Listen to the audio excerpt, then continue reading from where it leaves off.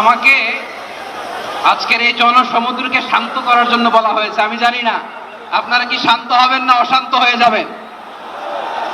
প্রিয় সুধী, মার্চ করতে যে লাথি গুতা খেলা উষ্টা সব আমরা খেয়েছি, তারপরেও আজকের এই সোহরাওয়ার্দী উদ্যানের এই গণজামায়াতে এই জনতার মহাসমুদ্রে উপস্থিত হয়ে আমরা বুঝতে পেরেছি আজকের এই মহাসমুদ্র জনসমুদ্র ফিলিস্তিনের প্রতি, আল আকসার প্রতি বাংলাদেশের জনগণের ভালোবাসার বহিঃপ্রকাশ।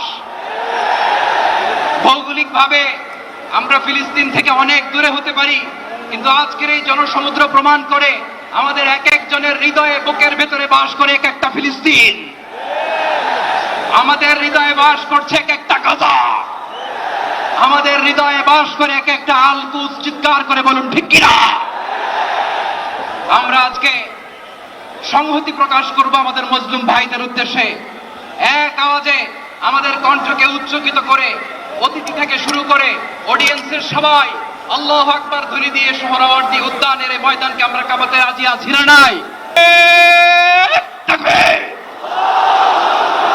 ওয়া মা আলাইনা ইল্লাল বালাগ। আসসালামু আলাইকুম ওয়া রাহমাতুল্লাহি ওয়া বারাকাতুহু।